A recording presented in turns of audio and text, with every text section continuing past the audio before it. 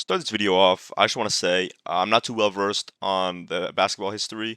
I've always been a big hockey guy, big football guy, but past few months, I've been trying to get into the NBA a little bit more, and I want to say I've loved Tyrese Haliburton, and just seeing what happened yesterday really makes me so deeply heartbroken.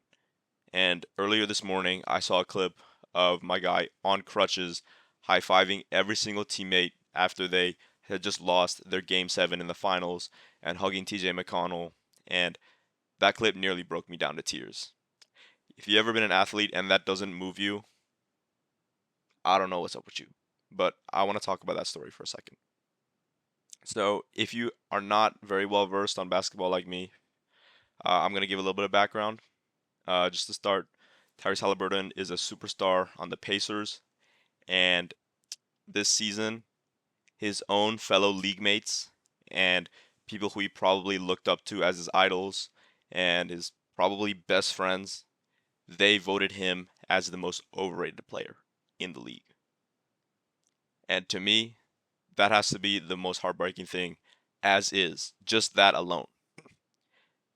If my own best friends and the people that I looked up to, like my parents, my grandparents, my coaches, if they told me, I don't think you're as good as you think you are, and as other people think you are, if that was a consensus, I would feel awful. And that's what the league did to Tyrese Haliburton. They voted him the most overrated player in the league. And he still is such a great superstar. He brings his team into the playoffs, comes into round one as an underdog, right? Even though he's an underdog in this series, he crushes the Bucks. Absolutely crushes the Bucks. And his dad makes decisions that kind of tarnish that last name, if you will. He goes up to Giannis and he disrespects him. Giannis is a defender on the Bucks, and Tyrese Haliburton made a game-winning layup on him, and his dad came up to Giannis and started making fun of him. And so Tyrese Haliburton has to go onto the media and defend his dad for actions that his dad did, not even actions that Tyrese Haliburton did himself. And holding your family to that level of respect and honor, that's very admirable to me because he's holding his whole family accountable and he's representing his father to the media. And on top of that, a lot of people were slandering him. They're like, what is wrong with this guy? I hope the Pacers lose. Like, I hope the Pacers get swept by the Cavs next round. And Tyrese Haliburton, keep in mind, had nothing to do with what his dad did or said. That's only a small fraction of what's happened recently. And then the next round plays the Cavaliers. Best team in the league, best record, everything, you name it. They beat them in 5 games. 7-game series beat them in 5 games. And one of the games, Tyrese Haliburton's playing in Cleveland, and he's hearing overrated chants. He's hearing overrated, overrated. And to hear that, and with all the votes from his, like I said, his idols and his best friends that also play in the league, to hear that as well, it's got to get in your head a lot. A lot. And to stay that composed and not only perform well, shooting wise, dribble wise, but also to be so selfless with the ball, to pass the ball to your teammates, trust your teammates, to pr- play hard on defense to get steals. I think that says a lot about him as well. I think there's not many situations where that type of integrity and that type of I'm blocking out all the noise from everyone else and I'm just going to be myself. That is very admirable. If you ever played sports, you know how bad that pressure can get. And I'm telling you, I've never seen anyone handle it as well as he did. That's with the Cavs. And then next, we go to the Knicks, right?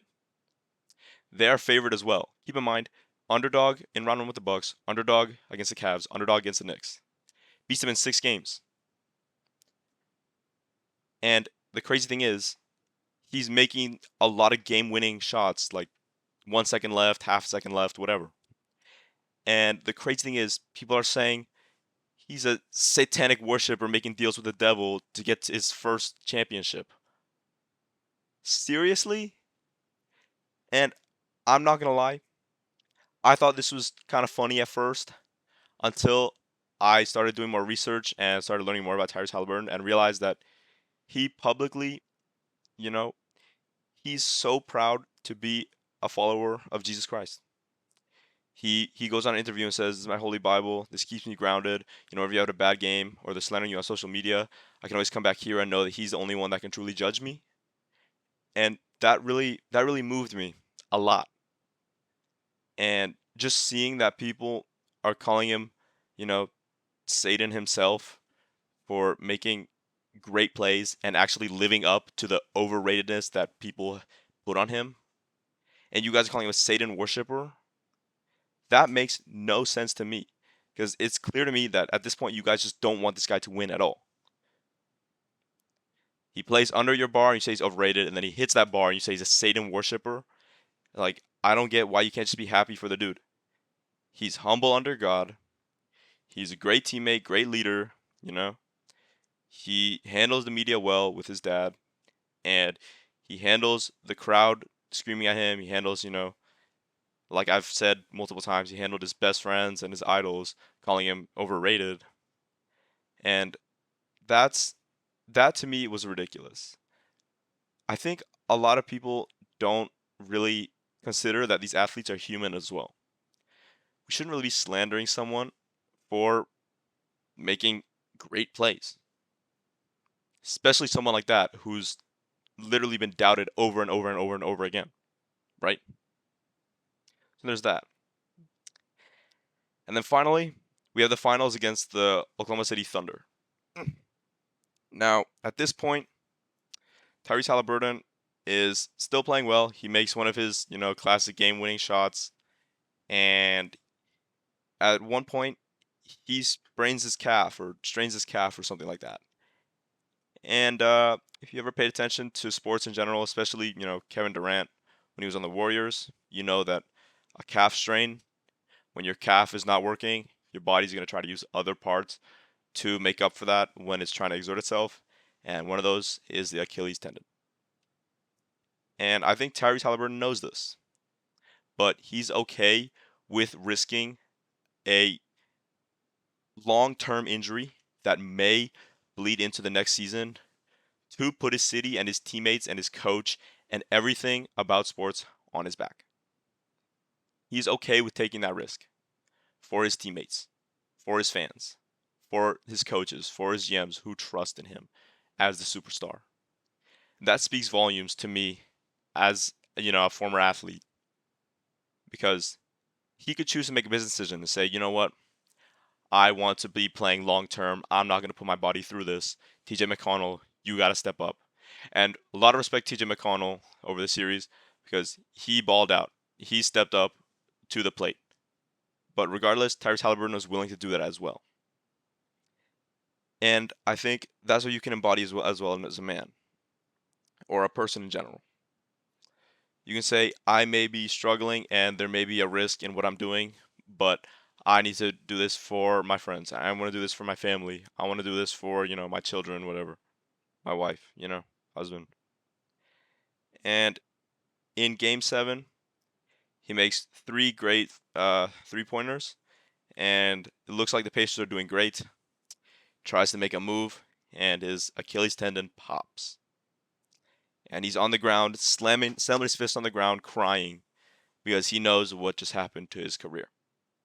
And in the one game where he can finally snuff out all these people that are calling him Satan worshiper, all these people call him overrated, trash, whatever you want to say, he's not able to prove that. And my heart goes out for him because I've been in situations like this too as an athlete. Hurt my shoulder my senior year of high school, and I just couldn't fathom what he's going through right now because I didn't have to go through all the slandering that he did, and that took a toll on me on its own. But now, what's impressive to me, extremely impressive, is that, like I said,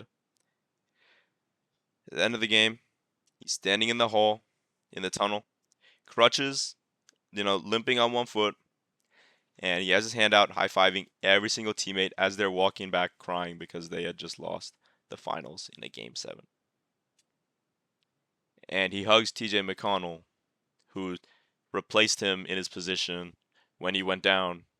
And I would like to think they're both shedding tears. I know I saw McConnell shedding tears. I don't know about Tyrese Haliburton, but that is just so moving to me because he could have said, you know what, I'm gonna rest. I value my long-term career, and I value, you know, the money that I can make in a long-term career more than I value this game 7. But he chose to go through and make that sacrifice for his team. And not only that, but when it doesn't go the way he plans, he doesn't sit in the locker room and cry. He doesn't sit there and say, "Why me? Why me?" He doesn't go try to get support from his dad and, like, whatever you want to say. He's there for his team, even in the toughest moment. Losing a game 7 has to be the absolute toughest thing on a player. And for Tyrese Haliburton to know that he had no control over the game and to still encourage his teammates after they had already lost and when there's nothing more to win for the rest of the season, I think that speaks so many volumes of who he is as a man. And I think that speaks so many volumes of why it's so great to be following Jesus Christ and so great to at least dive into religion of some sort. I don't think many other athletes or people in general would make all the sacrifices and, stay so level-headed and so grounded as he was. And I don't think he could have done any of this without believing in God. And in his interview, he even said, he's the only one that can judge me, right? So it doesn't matter how many people called him overrated. Doesn't matter how many people think he's, Satan himself or whatever. He knows, God, I'm trying my best to be like your son, and that's all that matters to me. All that matters is that what you see in me, not what everyone else sees. And so in that humility, he's able to have the strength to block out the entire crowd screaming overrated. And he has the strength to block out all the people he considers best friends and idols to call him overrated. He has the strength to block out all the negativity coming from what his dad said to Giannis. And he's given the strength to defend his father.